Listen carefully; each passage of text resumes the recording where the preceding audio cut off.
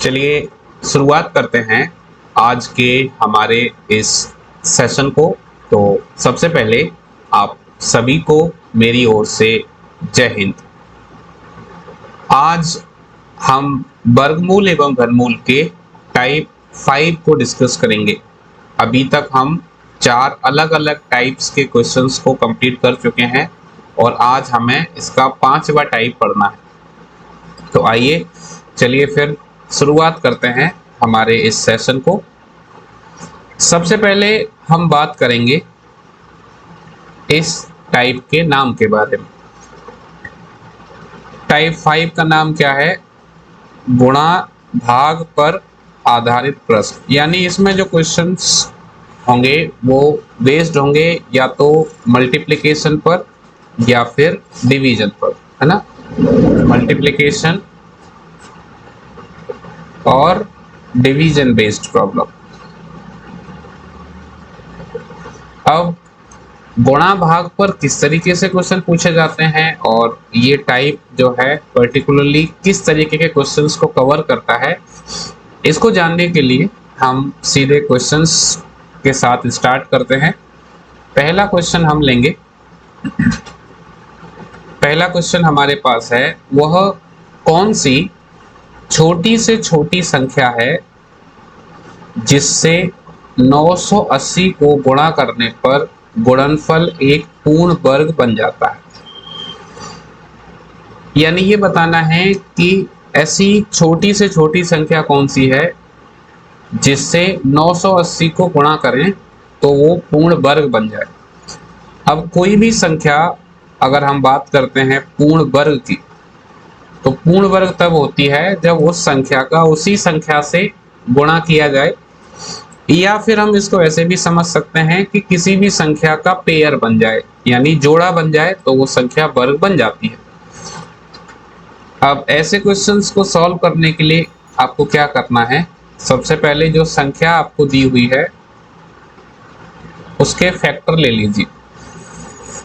आप चाहें तो छोटे से छोटे फैक्टर के साथ शुरू कर सकते हैं या फिर ऐसी संख्या ले सकते हैं जो कि पहले से पूर्ण वर्ग हो।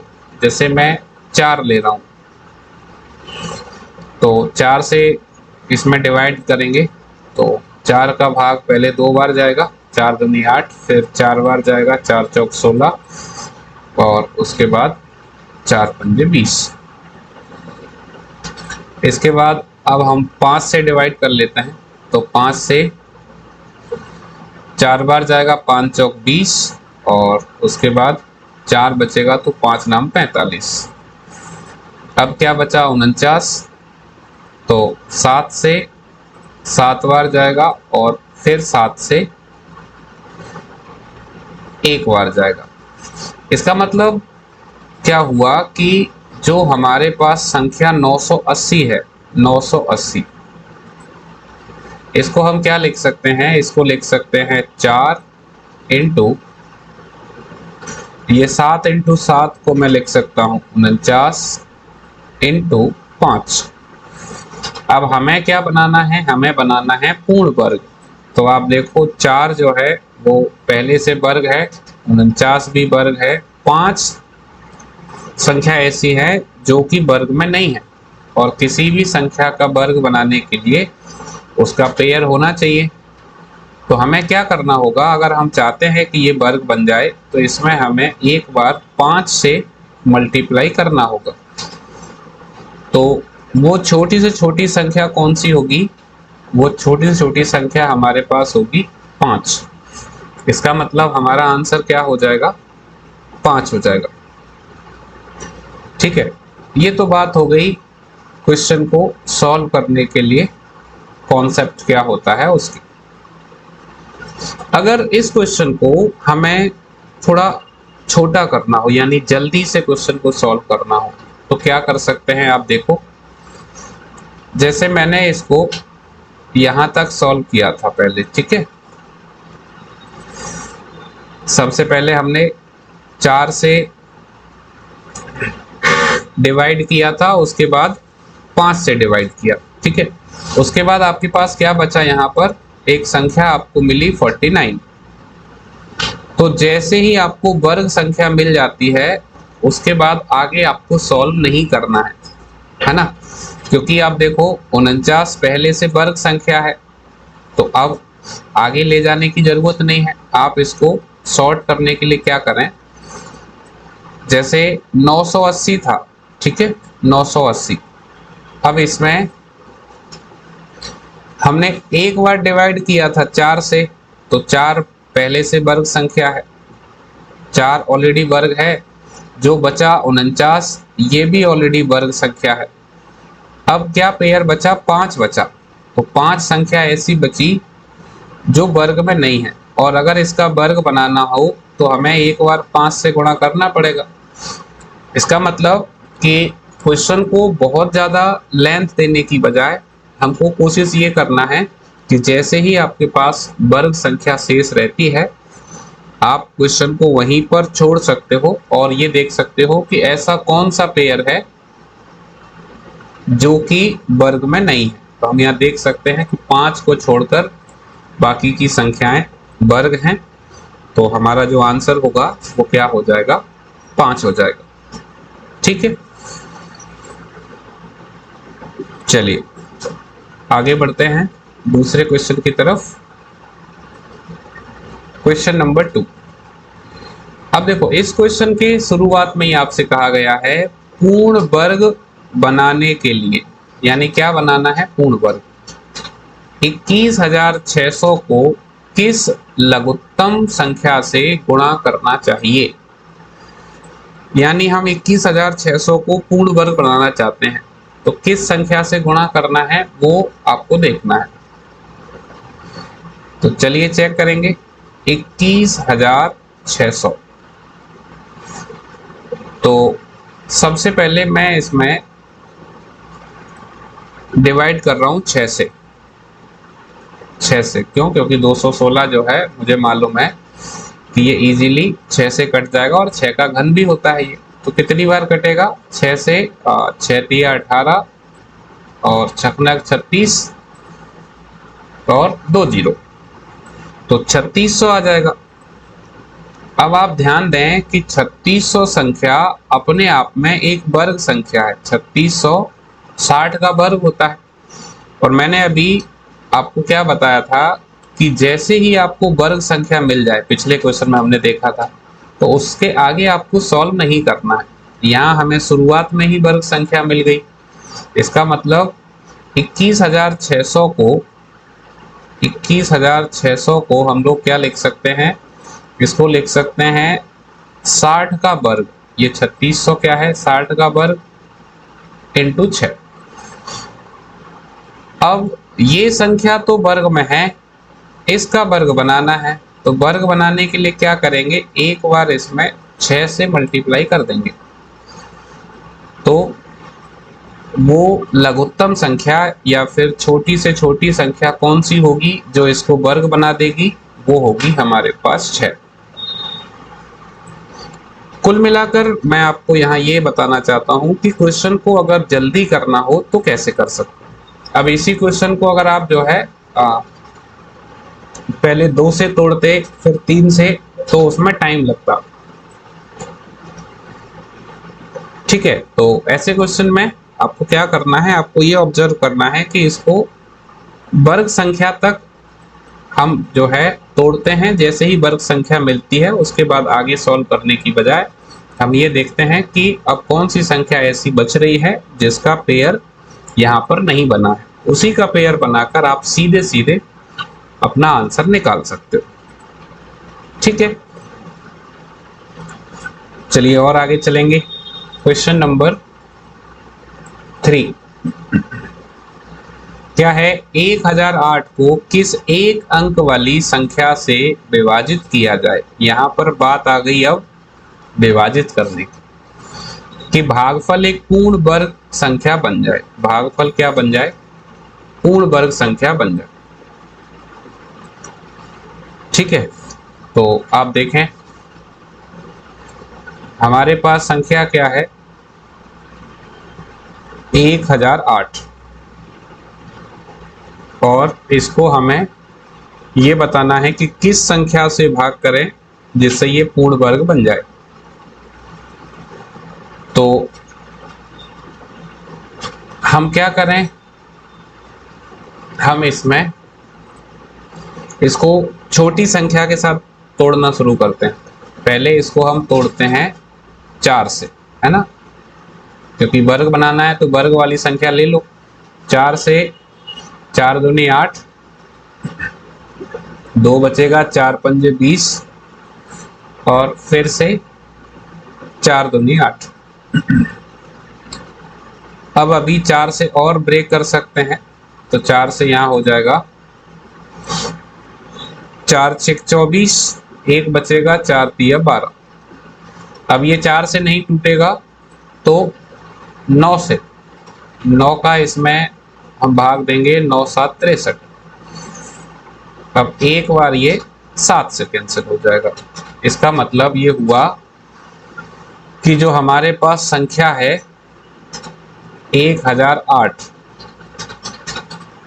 इसको हम क्या लिख सकते हैं, इसको लिख सकते हैं 4 इंटू 4 इंटू 9 इंटू 7।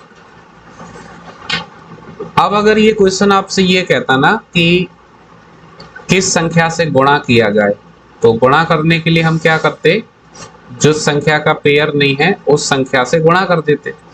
लेकिन यहाँ कह रहा है कि किस संख्या से विभाजित किया जाए।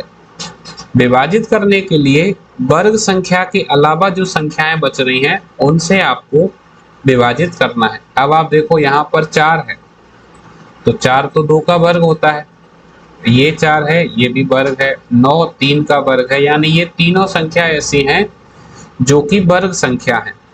इसके अलावा हमारे पास यहाँ ये जो संख्या बच रही है 7, ये ऐसी है जो वर्ग संख्या नहीं है। तो अगर इस संख्या को हटा दिया जाए तो जो हमारे पास शेष संख्या रहेगी वो वर्ग संख्या बन जाएगी, है ना। तो क्या करना होगा, हमें इसमें 7 को हटाने के लिए 7 से डिवाइड करना पड़ेगा, तो 7 से 7 कैंसिल हो जाएगा। इसका मतलब एक अंक वाली वो संख्या जिससे हमें विभाजित करना है वो कौन सी होगी, वो हमारे पास 7 होगी। तो हमारा आंसर क्या हो जाएगा, ऑप्शन डी 7। ठीक है।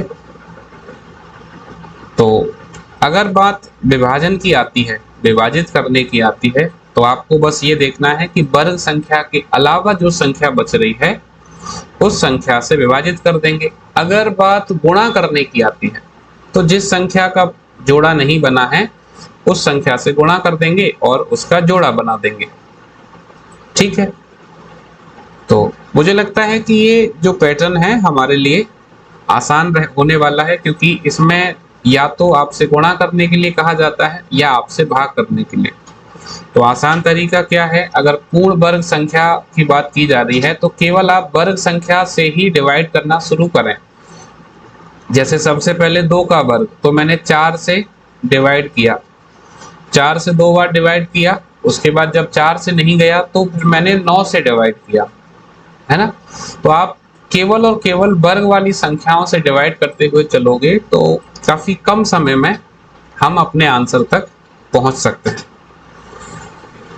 ठीक है। तो और आगे चलें, क्वेश्चन नंबर 4 पे आइए। क्या है, 1323 को किस छोटी से छोटी संख्या से गुणा किया जाए कि यह पूर्ण घन बन जाए। क्या बनाना है, घन बनाना है। ठीक है। तो चलिए देखें, 1323 में किसी संख्या से गुणा करके इसको घन बनाना है। अब 2 से तो डिवाइड होगा नहीं, 5 से भी नहीं होगा, 3 से कर लेते हैं। 3 से, तो 3 से 4 बार, 3 चौक 12, फिर 4 बार और फिर 1 बार, तो क्या आया 441। वैसे 441 जो है वो 21 का वर्ग होता है, तो अगर वर्ग की बात की जाती तो हम सीधे सीधे यहाँ क्वेश्चन को रोककर अपना आंसर बता सकते थे, लेकिन यहाँ बात की जा रही है कि घन बन जाए, यानी घन बनाना है। तो क्या करना है, अभी इसमें हम 3 से फिर डिवाइड करेंगे। तो 3 से 3 एकम 3, एक बचेगा, 3 चौक 12, 3 सात 21। 3 से फिर करेंगे तो ये हो जाएगा आपका 3 चौक 12, 3 नाम 27। अब 49 है तो 49 हमारा 7 का वर्ग होता है। इसका मतलब 1323 जो हमारे पास संख्या है, इसको हम क्या लिख सकते हैं, 3 गुणा 3 गुणा 3, 49 को लिख सकते हैं 7 गुणा 7। इसका मतलब 1323 के अगर फैक्टर बनाए जाएं तो वो ये हमारे पास फैक्टर होंगे। अब आप देखो क्वेश्चन में क्या कह रहा है, घन बनाना है, और घन बनाने का मतलब घन में पेयर 3 3 का होता है। तो आप देखो 3 का घन तो ये बना हुआ है, लेकिन 7 का घन यहाँ पर नहीं है। अगर हमें 7 का घन बनाना हो तो 2 बार 7 तो है, एक बार अगर 7 से गुणा और कर दिया जाए तो ये 7 का घन बन जाएगा। इसका मतलब घन बनाने के लिए हमें किस संख्या से गुणा करना है, हमें गुणा करना होगा 7 से। तो अगर बात घन की आती है तो आपको ध्यान रखना है कि हम 3 3 के जोड़े बनाएं, और अगर बात वर्ग की है तो जोड़े 2 2 के बनाने हैं। ठीक है, तो आसान है, वैसे हम इसको आसानी से कर सकते हैं। अगला क्वेश्चन देखिए, नंबर 5। उस न्यूनतम संख्या जिससे 1440 को गुणा करने पर एक पूर्ण घन प्राप्त हो के अंकों का योग। इस बार आपसे संख्या न पूछते हुए संख्या के अंकों का योग पूछा गया है। ठीक है, यानी ये बताना है कि ऐसी संख्या बताइए जिससे 1440 में गुणा करें तो एक घन बन जाए। अब उस संख्या, जो संख्या घन बनाएगी, उस संख्या के अंकों का योग क्या होगा, ये आपको बताना है।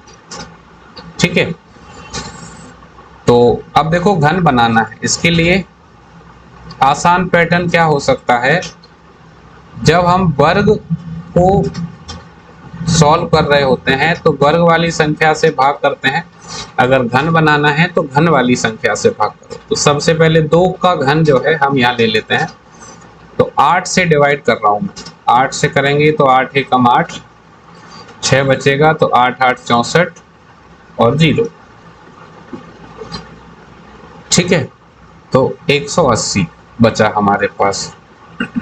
अब 8 से ये कैंसिल होगा नहीं, तो अब हम इसमें क्या कर लेते हैं, अब इसको 9 से कैंसिल कर लेते हैं। तो 9 दूनी 18, 0। अब ये कैंसिल हो जाएगा आपका एक बार 4 से, 4 पंजे 20, और एक बार 5 से, 5 एकम 5। इसका मतलब ये हुआ कि जो संख्या हमारे पास 1440 है, इसको मैं क्या लिख सकता हूं, जैसे 8 है तो 8 को तो हम लिख लेंगे 2 का घन, 9 है तो 9 को लिख लेंगे 3 गुणा 3, 4 को फिर लिख लेंगे 2 गुणा 2 इंटू 5। अब क्या बनाना है, घन। तो आप देखो यहाँ 2 का घन तो पहले से बना हुआ है, 3 का घन नहीं है, इस वाले 2 का घन नहीं है, और 5 का भी नहीं। कोई भी संख्या घन कब बनती है, जब उसी संख्या का उससे 2 बार गुणा और किया जाता है, यानी 3 का जोड़ा बनता है। तो ये 3 का वर्ग तो है, घन बनाने के लिए क्या करना पड़ेगा, हमें इसमें एक बार 3 से गुणा करना पड़ेगा, तो ये 3 का घन बन जाएगा। इस 2 का घन बनाने के लिए 2 से गुणा करना पड़ेगा। 5 का घन बनाने के लिए 5 का गुणा हमें 2 बार करना पड़ेगा। तो थोड़ा सा जो है मैं इसको ऐसे लिख देता हूं, यानी ये 5 इंटू 5,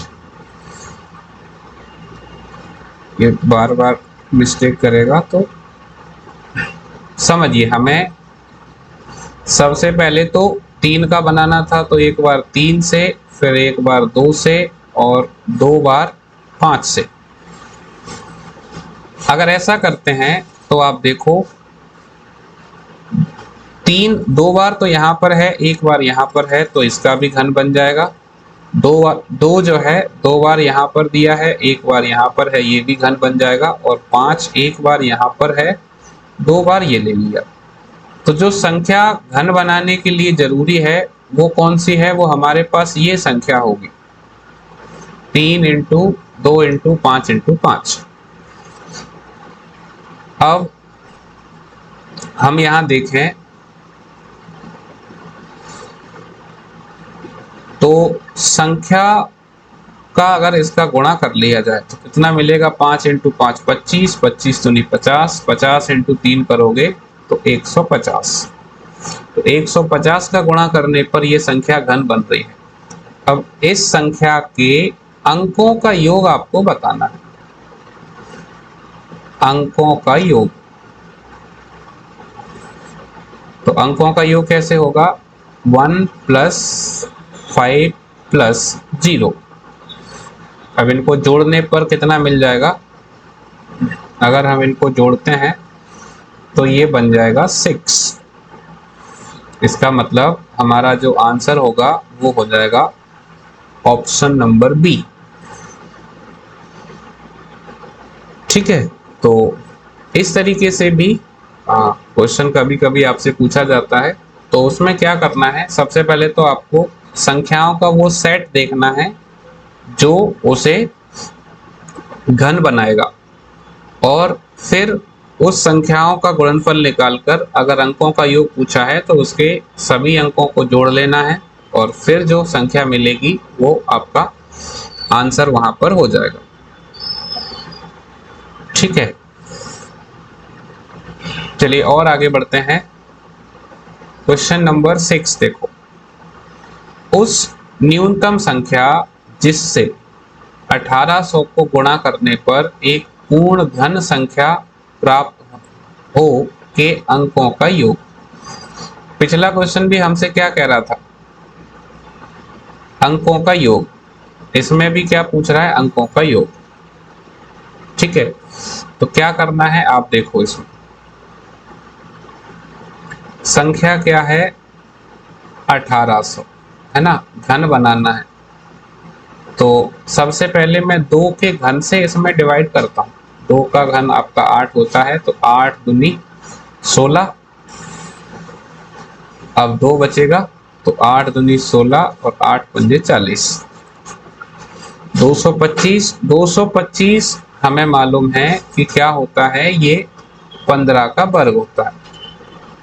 ठीक, तो अब आप देखो, इसको अगर हमें थोड़ा जल्दी करना हो तो कैसे करेंगे? 1800 को मैं क्या लिख सकता हूं?